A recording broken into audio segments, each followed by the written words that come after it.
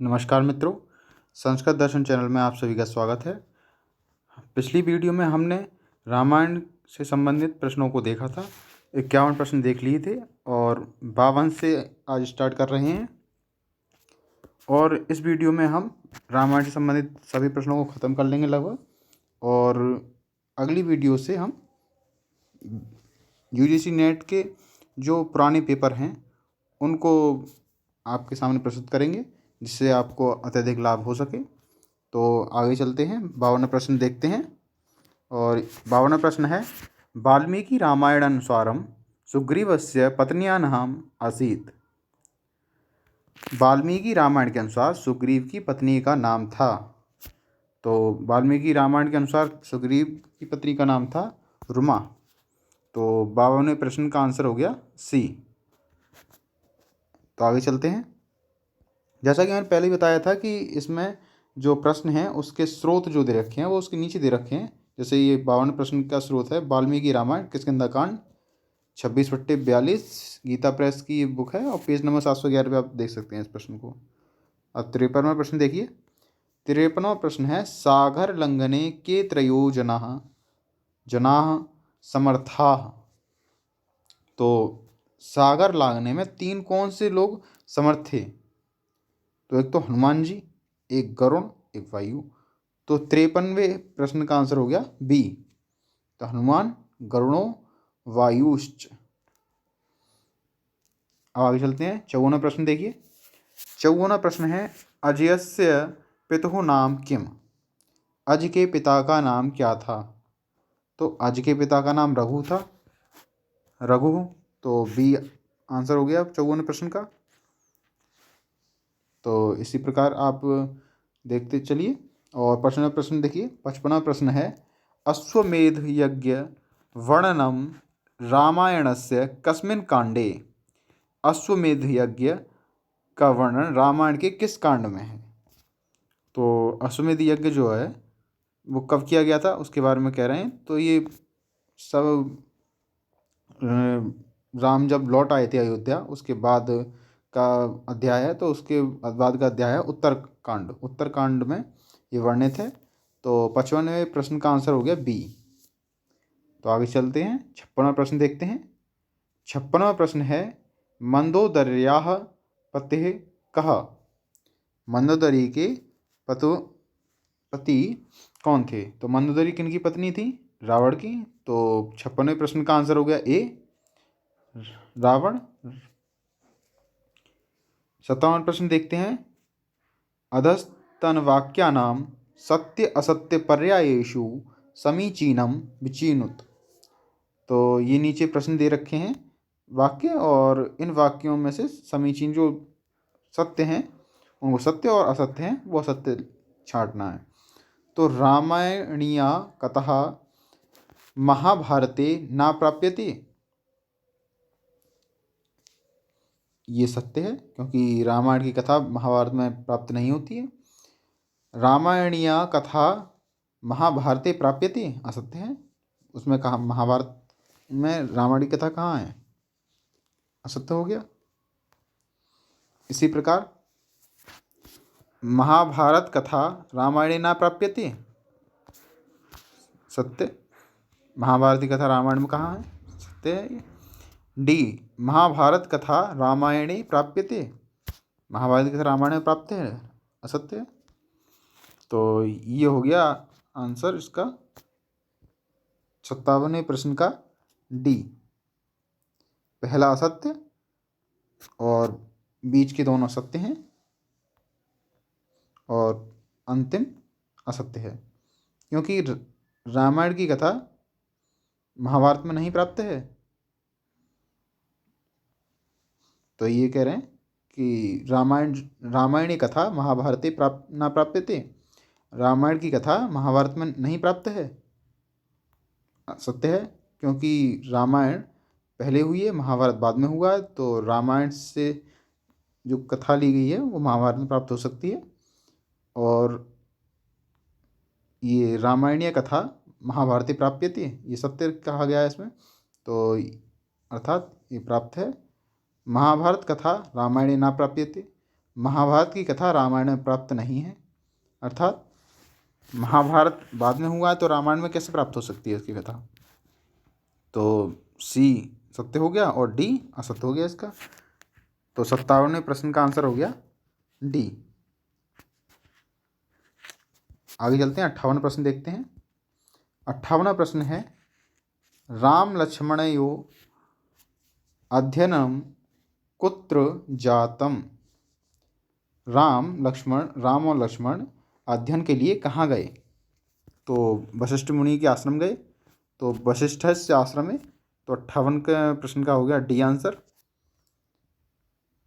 आगे चलते हैं, 59वां प्रश्न देखिए। 59वां प्रश्न है यावत् स्थास्यन्ति गिर्यः सरितश्च महीतले, ये उक्ति इत्येतत् वाक्यम कम अनुसरति। तो ये किसका अनुसरण करते हैं, रामायण का। तो रामायण इसका आंसर हो गया ए। 59वें प्रश्न का आंसर हो गया ए। दशरथस्य कति पुत्रा आसन। दशरथ के कितने पुत्र थे, तो 4 पुत्र थे, तो 4 डी आंसर हो गया इसका 60वें प्रश्न का डी आंसर।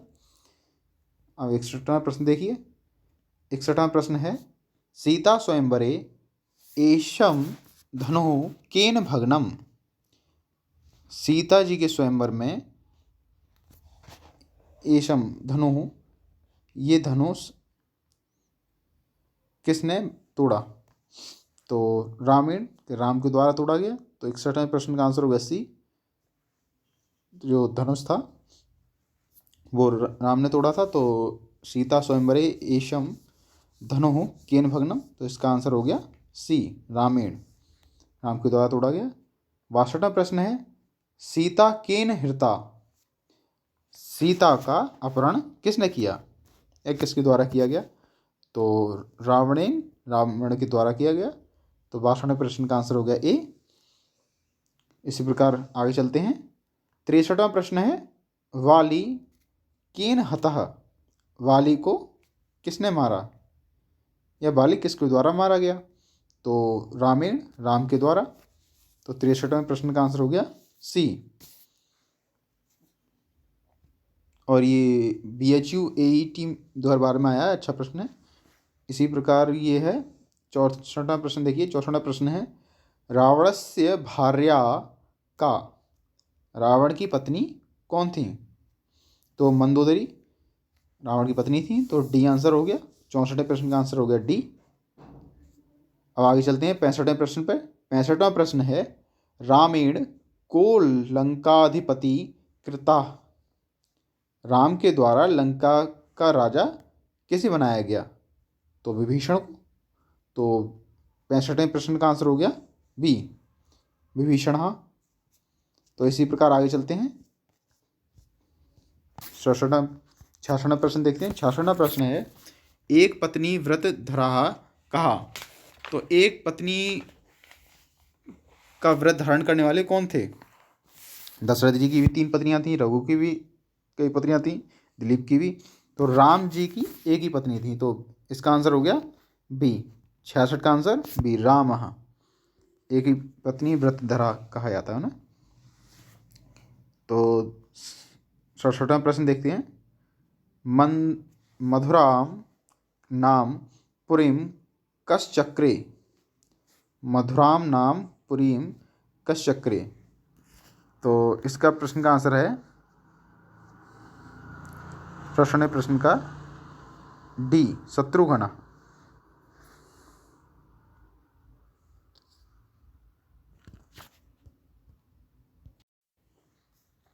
सड़सठवें प्रश्न का आंसर हो गया डी, शत्रुघ्न।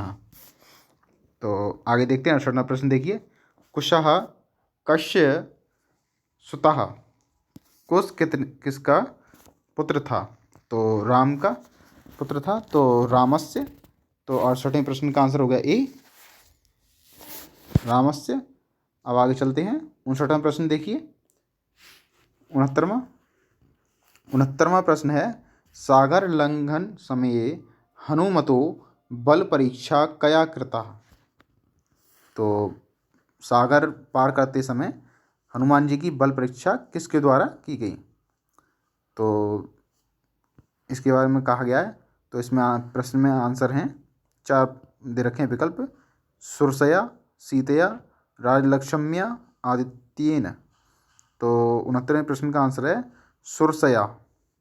सुरसया द्वारा उनकी बल परीक्षा की गई थी कि ये कितने बलशाली हैं। तो 69वें प्रश्न का आंसर हो गया ए। आगे चलते हैं। 70वां प्रश्न देखिए। 70वां प्रश्न है सूक्ष्म रूपम धृत्वा लंका प्रवेश काले हनुमान कया अवरुद्धः।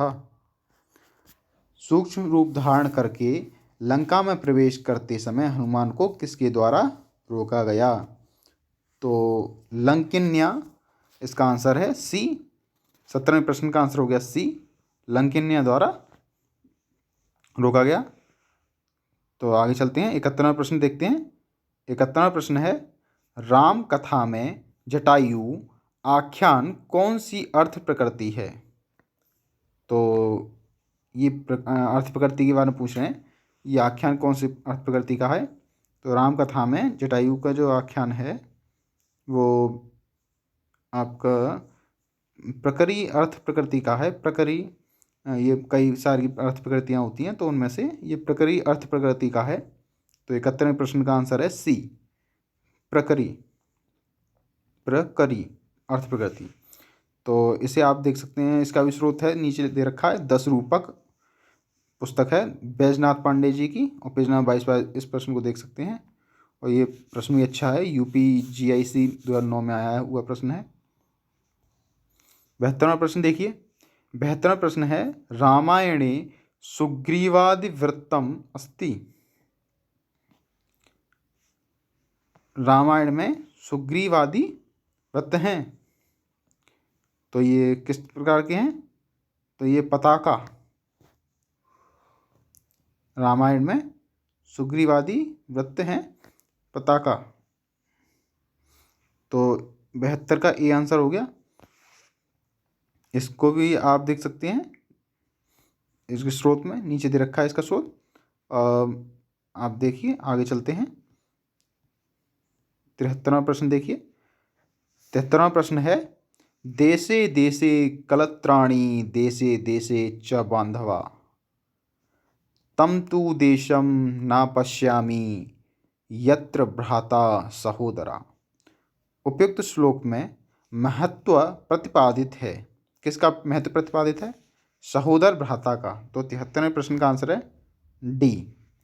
इसमें ये कहा गया है कि जो सहोदर के बारे में महत्व बताया गया है। तो 73वें प्रश्न का आंसर हो गया डी। अब 74वां प्रश्न देखिए। वशिष्ठ गुफा कहाँ स्थित है? तो वशिष्ठ गुफा कहाँ स्थित है? वशिष्ठ गुफा है उत्तरकाशी में स्थित है। तो ये उधर के अयोध्या के पास ही है उत्तरकाशी, तो उधर ही स्थित है ये। तो 74वें प्रश्न का आंसर है बी, उत्तरकाशी। अब आगे देखिए 75वां प्रश्न देखिए। क्रोंच द्वंद्व वियोगोत्थ श्लोकत्वम आगतः। तो शोकः श्लोकत्वम आगतः। तो 75वें प्रश्न का आंसर हो गया बी। आगे देखिए 76वां प्रश्न देखिए। कस्य पक्षिणः वधात् शोकः श्लोकत्वम अजायत। तो क्रोंच पक्षी के वध से शोक श्लोक में परिणत हुआ। तो ये कहा गया। तो 76वें प्रश्न का आंसर हो गया बी, क्रोंचस्य। आगे चलिए 77वां प्रश्न है रावण असुरात् सीताया विमुक्ति अनया स्वप्नेन दृष्टा। रावण असुर से सीता का विमुक्ति किसके द्वारा देखा गया? तो त्रिजटा एक राक्षसी थी, उसके द्वारा स्वप्न में देखा गया। तो 77वें प्रश्न का आंसर हो गया सी, त्रिजटिया। इसी प्रकार 78वां प्रश्न देखिए। 78वां प्रश्न है रावणम मन्या माना मां सीता भीता भविष्यति कदा।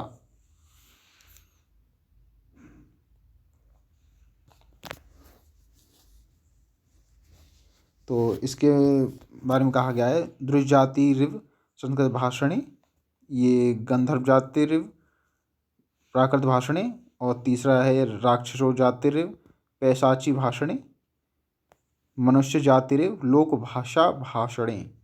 तो ये किस प्रकार का है ये पूछा गया है। तो 78वें प्रश्न का आंसर है ए द्विजातिरिव संस्कृत भाषणे। 78वें प्रश्न का आंसर हो गया द्विजातिरिव संस्कृत भाषणे, अर्थात ए आंसर है इसका। और ये BHU AET 2011 में आया है, अच्छा प्रश्न है। अब आगे चलते हैं 79वें प्रश्न को देखते हैं। 79वां प्रश्न है कस्मिन् युगे रामो राज्यं चरा, कस्मिन् युगे रामो राज्यं चकार, किस युग में राम राज्य हुआ। त्रेता युग में ये हुए हैं राम, तो उसी समय का ही उनका शासन है। तो 79वें का हो गया त्रेता युग, बी आंसर। और आगे चलते हैं 80वें प्रश्न पर। 80वां प्रश्न है रावणेन सीता कुत्र स्थापिता आसीत, रावण ने सीता को कहाँ स्थापित किया या कहाँ रखा था। तो अशोक वाटिका में उन्हें रखा था, तो अशोक वाटिकायाम बी आंसर हो गया इसका 80वें प्रश्न का।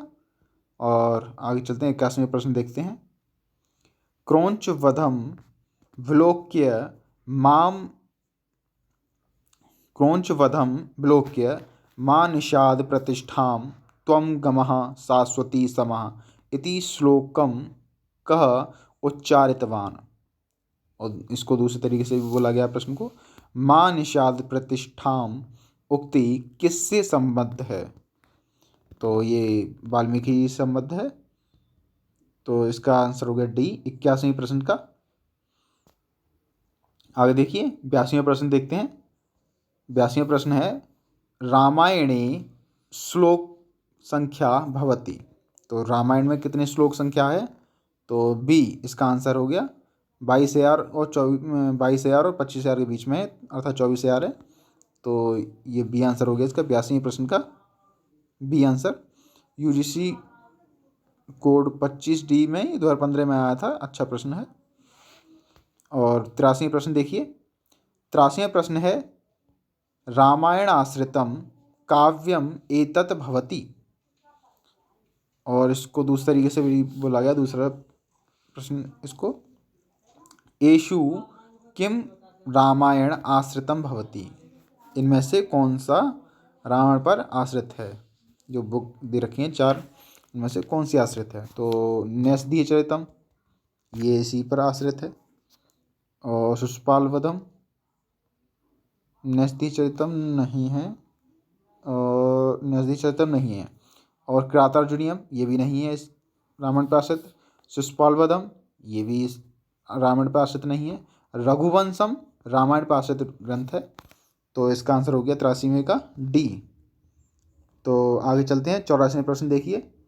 84वें प्रश्न है अनार्य जुष्टम अस्वर्ग्यम कुर्याम पापमहम यदि इक्ष्वाकूणाम अहम लोके भवेयम कुलपापासना केन इदम उच्यते, यह किसके द्वारा कहा गया है। तो ये कहा गया है भरत के द्वारा, तो इसका आंसर होगा सी भरतेन। आगे चलते हैं 85वें प्रश्न देखते हैं शोकः श्लोकत्वम् आगतः कति कस्मिन् इति कस्मिन् कांडे वर्णितम्, शोक श्लोक में परिणत हो गया, यह किस कांड में वर्णित है। तो ये प्रारंभ में ही वर्णित है, तो 85वें प्रश्न का आंसर हो गया बी बालकांड में। आगे चलते हैं 86वां प्रश्न देखते हैं। 86वां प्रश्न है रामायणस्य समीक्षिता वृत्तिः कया संस्थया प्रकाशिता। रामायण का समीक्षा वृत्ति किस संस्था के द्वारा प्रकाशित की गई है। तो 86वें प्रश्न में 4 ये प्रश्न मुद्दे रखे हैं। तो 86वें प्रश्न का है ये प्राच्य विद्या मंदिर बड़ोदरा से ये समीक्षा वृत्ति प्रकाशित हुई थी। तो इसका 86वें प्रश्न का आंसर हो गया ए। 87वें प्रश्न देखते हैं सुलभाम पुरुषा राजन सततम प्रियवादिनः अप्रियस्य तु पथ्यस्य वक्ता श्रोता च दुर्लभः। शोकम अमुम रावण असुर संप्रति कह उक्तवान। यह किसके द्वारा उक्ति कही गई है।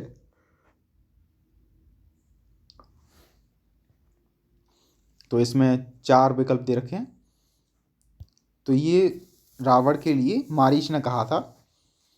एक बार ये मारीच ने भी कहा, एक बार ये विभीषण ने भी कहा है। तो यहाँ पर ही विभीषण नहीं है आंसर, तो ये मारीच दे रखा है, तो मारीच लगाया जाएगा इसमें। तो 87वें प्रश्न का आंसर हो गया डी। तो मारीच ने जो कहा है वो अरण्यकांड में कहा है, तो ये नीचे स्रोत दे रखा है, मारीच हो गए। और आगे चलते हैं 87वें प्रश्न का डी आंसर मारीच। और 88वें प्रश्न देखते हैं। 88वां प्रश्न है प्रतिपथ पाठशीलस्य विद्येव तनुतां गता इतिम इयम् उक्ति कुत्रो लभ्यते। यह उक्ति कहाँ उपलब्ध है। यह रामायण में उपलब्ध है, तो रामायण है। तो 88वें प्रश्न का आंसर हो गया सी। आगे चलते हैं 79वें प्रश्न पे। 89वां प्रश्न है सुलभा पुरुषा राजन सततम प्रियवादिनः अप्रियस्य तु पथ्यस्य वक्ता श्रोता च दुर्लभः। श्लोकम अमुम रावण असुरं प्रति कह उक्तवान। यह श्लोक कौन रावण से बोला या कहा, किसने कहा। तो विभीषण ने। मैंने कहा था कि 2 बार बोला गया है, पहले बताया था। एक मारीच ने कहा था अरण्यकांड में, विभीषण ने कहा है युद्धकांड में, क्योंकि युद्ध से पहले थोड़ा बातचीत समझाने के लिए विभीषण ने रावण से कहा था। तो इसका आंसर हो गया सी। 89वें प्रश्न का आंसर हो गया सी, विभीषण। आगे देखिए 90वां प्रश्न देखिए। 90वां प्रश्न है तथा में माधवी देवी विवरम दातुम अर्हति उत्तरे वाल्मीकि रामायण कांडे केनोक्तम। वाल्मीकि रामायण में किसने कही है ये। तो ये कहा है सीता जी ने। तो 90वें प्रश्न का आंसर हो गया ए, सीतया। अब आगे चलते हैं 91वां प्रश्न देखते हैं। अब 91वां प्रश्न है